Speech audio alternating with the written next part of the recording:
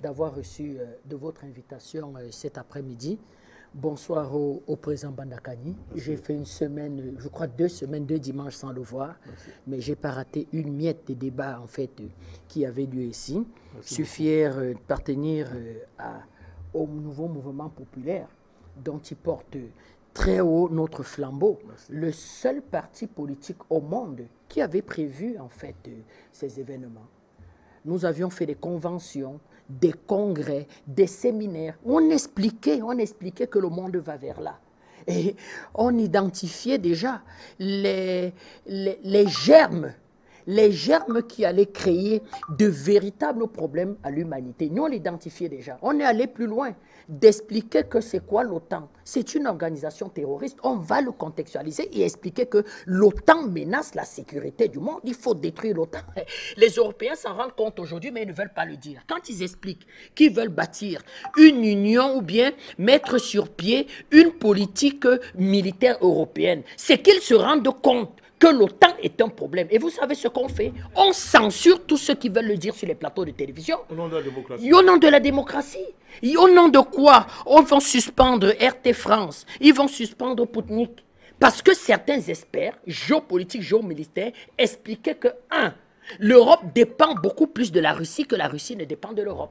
Des experts économiques expliquaient que nous ne sommes pas en mesure de mettre la Russie à genoux à partir des sanctions économiques. Nous ne sommes pas en mesure. La Russie, c'est 650 milliards d'euros de réserve de change. C'est moins de 10% d'endettement par rapport à son produit intérieur brut. Regardez les économies européennes. Elles sont pratiquement en terre, elles sont en faillite. Si on prend le cas de la France, c'est 117% de taux d'endettement de son produit intérieur brut. C'est 0% de taux de croissance. On s'est totalement désindustrialisé. Donc, que doivent faire nos industriels? C'est de partir en Russie, trouver des nouveaux marchés et avoir ce qu'on appelle des marges de rentabilité. C'est en Russie que nos entreprises ont des marges de rentabilité. Elles n'ont plus en France. Une entreprise comme Total doit sa survie par 2 espaces géographiques. L'Afrique, notamment l'Afrique centrale, et la Russie. Donc, faire des sanctions, mettre des sanctions sur la Russie, c'est pratiquement détruire l'Europe. Deuxième des choses qu'il fallait dire à cette histoire, c'est que l'Europe ne représente plus rien. L'Europe ne vaut plus rien. Quand nous le disons ici, on explique que nous faisons une forme de propagande. Okay. Mais on va se rendre compte qu'ils n'ont plus de diplomatie. Ils n'ont plus d'armée. Ils estiment aujourd'hui la réponse à apporter à M. Poutine sur la crise ukrainienne, c'est de faire monter des pseudo-experts sur les plateaux de télévision et expliquer que M. Poutine est fou. Monsieur Poutine, c'est un bandit. Monsieur Poutine, il faut assassiner Monsieur Poutine. Regardez la réponse de ce que 27 pays, dits avancés, évolués, industriels, apportent à quelqu'un qui pose un problème clair. Je vous donne un exemple. Les États-Unis expliquent qu'il faut soutenir les Ukrainiens. Donc, ils disent à la Pologne que, eh bien, nous allons remplacer vos MiG-29. Comme les pilotes ukrainiens sont formés au MiG-29, eh bien, nous allons vous donner les F-16 plus modernes. Donc, il faudra donner aux Ukrainiens les MiG-29. Les Polonais disent, ouais, il n'y a pas de problème.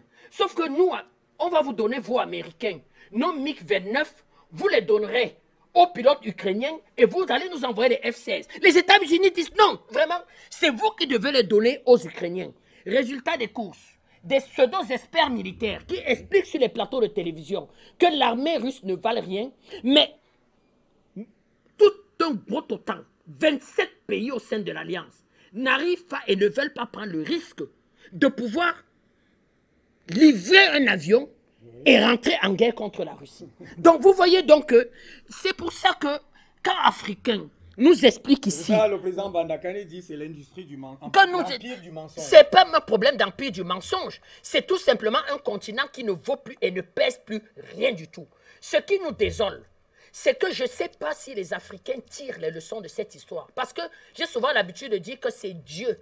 Je vais prendre une expression du président Bandakani. C'est le vrai Dieu qui amène cette crise. C'est pour ça que nous considérons Poutine en fait comme un envoyé spécial divin.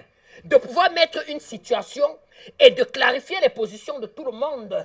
Il n'y a même plus 2 mondes. Il y a aujourd'hui 2 blocs en termes de partenariat économique. Ceux qui ne vont pas désoccidentaliser leur économie, eh bien, tant pis pour eux. Tant pis pour eux.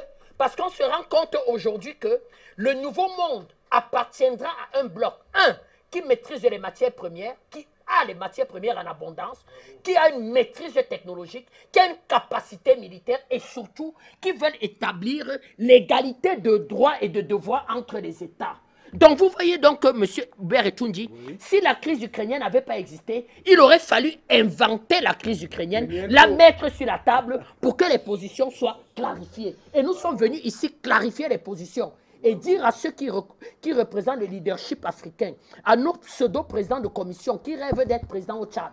Avant d'être président au Tchad, il faudra qu'ils passent sur nos corps. Parce que nous allons dire aux Tchadiens que c'est la dette. Il vaut mieux prendre un mouton, en faire le président du Tchad, que le président de la commission africaine en ce moment. Bonjour, M. Etundi. Merci encore de m'avoir invité. Merci.